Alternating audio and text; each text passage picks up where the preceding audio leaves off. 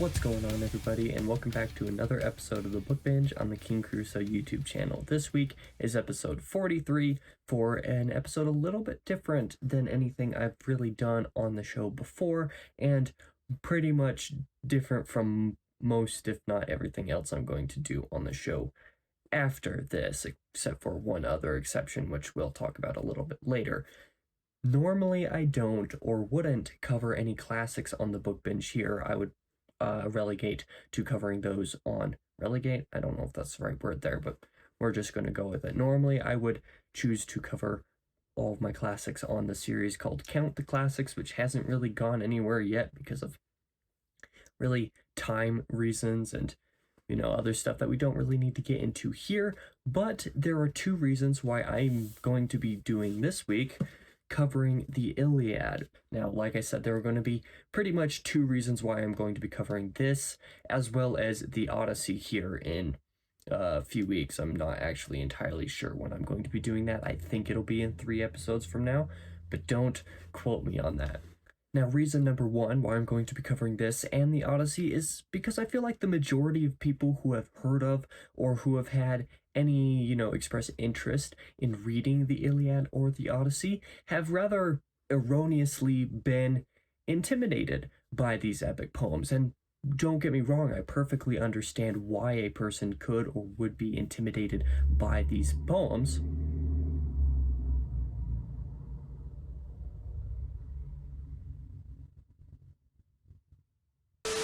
But the experience that I had while reading the Odyssey, or not the Odyssey, while reading the Iliad and while I'm currently reading the Odyssey, as well as a lot of other people who I read the Iliad somewhat alongside with, has been that the intimidation has been, really overblown. These works are a lot more approachable than a lot of people seem to think they are, and especially in the translation that I read, and I think it's rather common between pretty much all of the translations, between all of the people who I know who recently read the Iliad with me in September.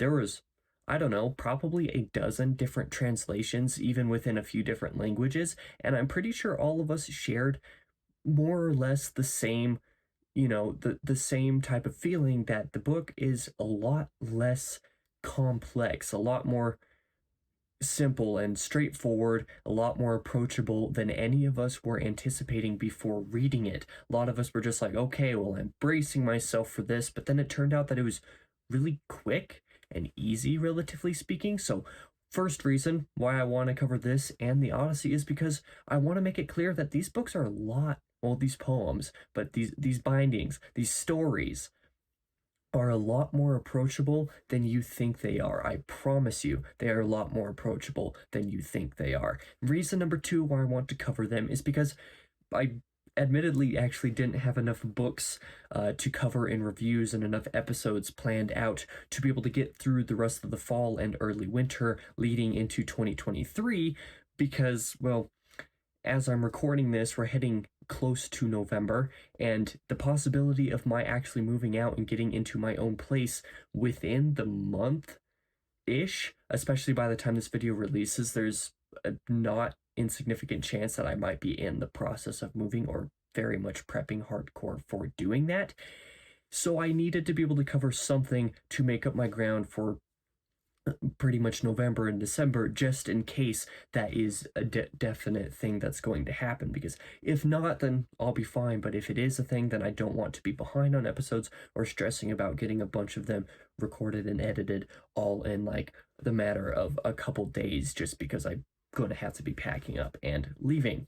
So with all that being said, I think we've had enough chit chat at the beginning of this video, so let's just talk about like my normal review format and get into what I think some of the best elements of the Iliad are.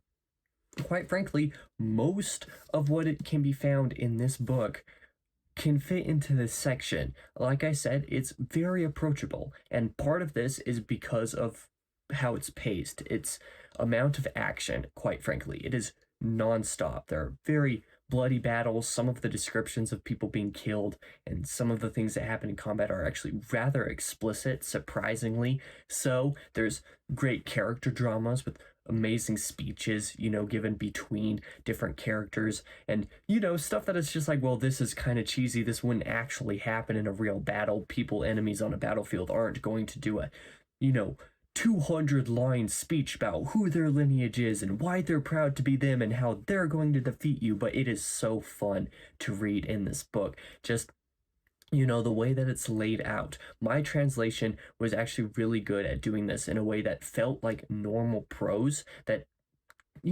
these old poems, especially these Greek ones, didn't actually have a rhyme scheme. So having a translation, I especially recommend having a translation that does not rhyme.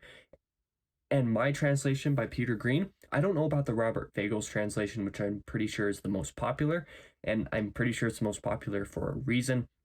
I know a few people who read that one and still enjoyed it as well. My translation, though, by Peter Green was phenomenal. Everything flowed super well and was modern enough in the writing while retaining that slightly archaic feeling that just balanced out the type of tone that I think the translator was trying to go for really, really, really well.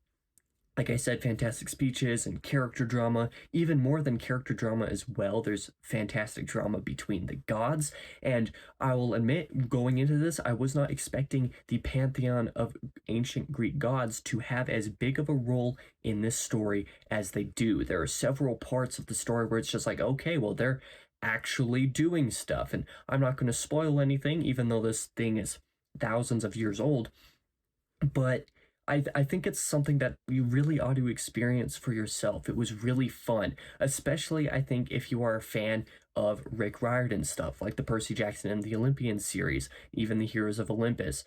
Heroes that are mentioned, stories that are mentioned in those books are brought up to some extent in here, but especially more so the heroes. But if you have any familiar with the Greek gods, you're going to have a good time, and you're going to have an easier time getting into it, which will talk about in the next section of the video.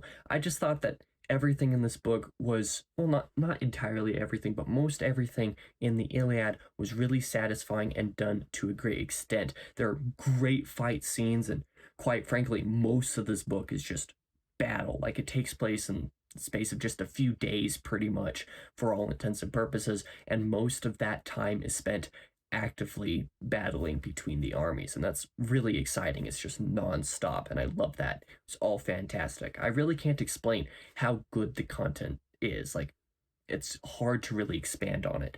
It was so incredible to read it, to the point that when I finished, I put in my Goodreads review. It was a really short one, just a couple paragraphs. I was just like, easiest 5-star of my life.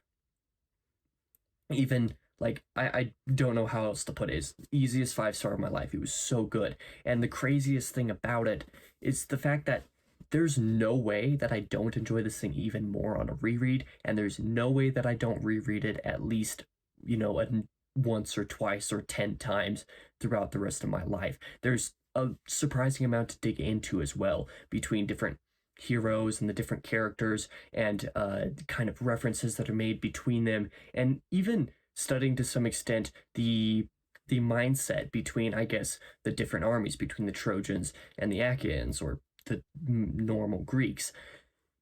It was just so good. I can see myself rereading this at least a couple times just so that I can understand it better, catch more of it, understand like every line, and know exactly what's going on. Because I will admit, there are a couple books that were like, okay, I'm not entirely sure what happened, but there's no way I'm not going to reread this to be able to understand it better.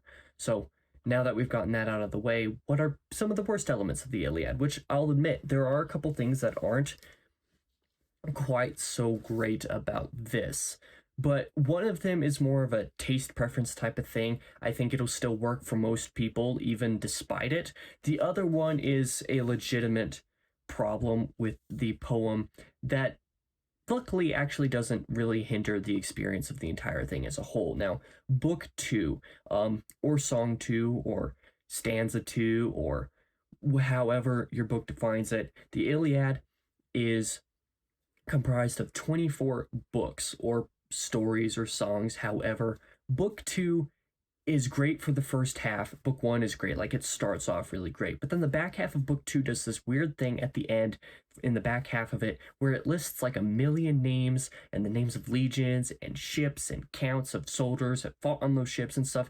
And this section doesn't really matter that much. It's really long and tedious to get through, especially with the structure of ancient Greek names, which are like a whole lot to handle. They're quite complex and complicated in their own way. The back half of Book 2, in a sense, is a slog. But rest assured, the back half of Book 2 is the only place where this type of thing really happens, especially to this extent, because it's like 400 lines of it. Like I said, it's the only example of this. It's not indicative of the whole tale. So if you enjoy what you're reading, if you were to start reading and you enjoyed what was in Book 1 and the first half, especially of Book 2, you're going to enjoy the Iliad, because the book half is not indicative of any of the rest of the story, and frankly, you don't need to pay that much attention to it. I feel like the inclusion of the back half of Book 2 in the poem, especially back when it was originally conceived, was more so to call out famous heroes and probably relatives of people that the poem would have been told to at the time, so that people could be like, hey, I know that guy, or hey, that's my grandpa, or something like that. That's what this section really feels like. So for modern audiences, it's like, it feels rather unnecessary, and to be honest, it pretty much is. But when you get past the back half of Book 2, you're not going to really have problems. Although I will actually clarify that similarly, the whole book does actually list a lot of names in general, plenty of which will, just fly right over your head, and that's fine. Most of the names that the narrative throws at you actually don't matter. You can read them in the context that they're being spoken about or whatever, and then you can more or less instantly forget the name, because they won't matter. As long as you know the main heroes, the main people who are fighting in the battle, and which side they're fighting on. There's, I would say at most the cast is only like 10 to 15 of these heroes, but realistically, actually only more like 5 to 10. As long as you know and recognize the names of these like 10-ish, give or take, heroes, and know which side they're fighting for, you'll be fine. Most of the rest of the Greek hero names that are mentioned aren't super important insofar as they're relevant to the story. There are some names that are mentioned as kind of epithets for the other characters, as like other names, like a character will be the son of, X name. And you'll need to know those tie-ins for characters so that you know exactly which character is being referred to throughout the tale. But truth be told, it's not too complex. If you take notes in the first couple books, I guess, to make sure that you know which character is which, you'll be fine. But even so, you'll probably still be fine anyway, as I was, and as I'm pretty sure everybody else who read it along with me were as well. Like I said, if you know all the main characters, which side they're on, you'll be fine. It's all good, and I promise you that. But the other main problem that I think anybody might have with the Iliad is that it's not really exactly the idea of what a person would think of as a traditional narrative.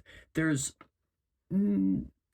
plot-like elements throughout the poem, but it doesn't really begin or end anywhere that, a reader might have anticipated or fully understand. It begins in a pretty nice place, pretty much right where it needs to for, a lot of the foreshadowing and stuff like that to occur properly. And I think that was really, really nice, especially for something so old as this, being one of the first written works that we know of.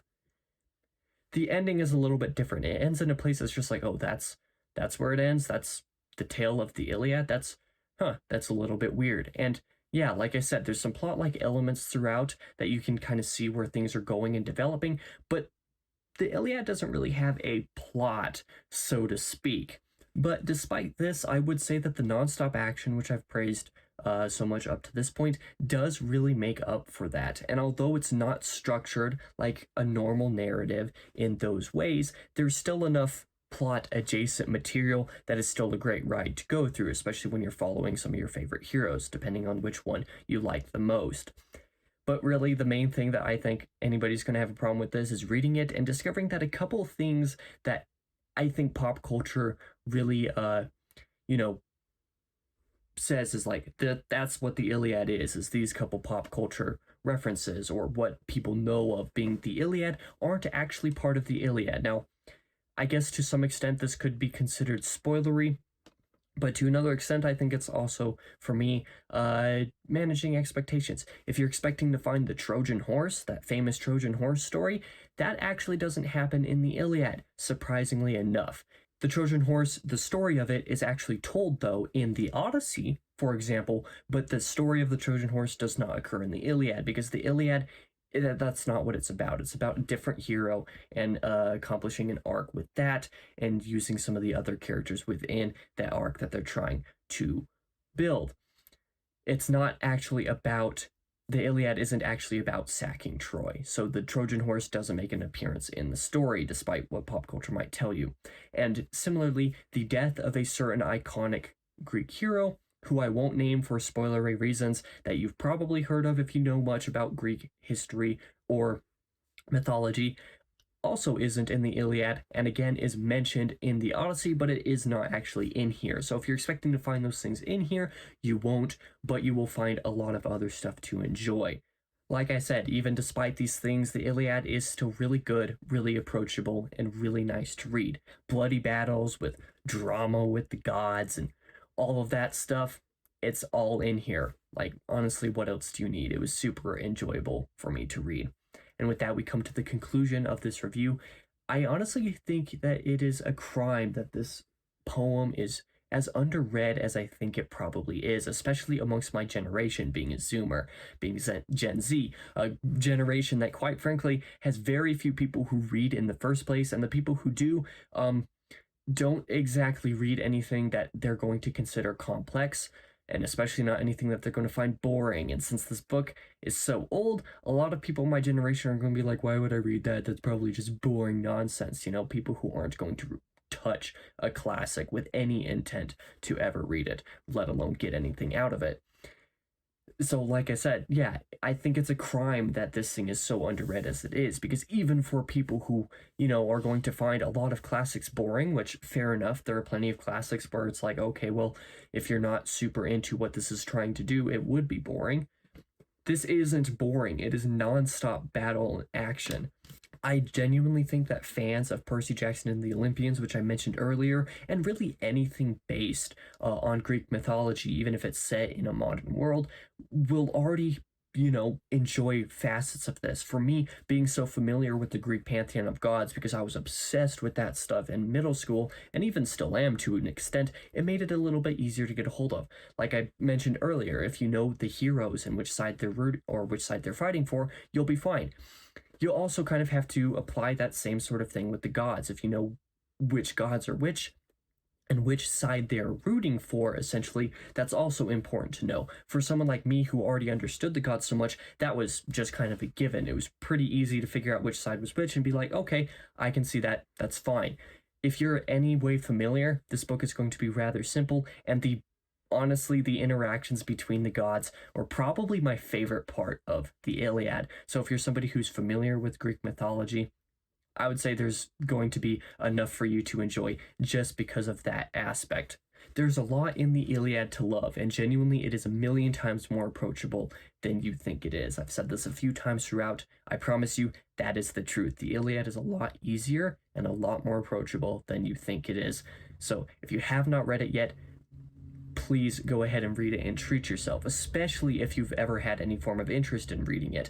When in Mike's book reviews, his Discord server, we decided to start doing this monthly classic read-along thing, the Iliad was the most voted for book, or at least the most mentioned book amongst all of the, you know, few dozen people who went into that channel were just like, list the top 5 classics that you would like to read at some point.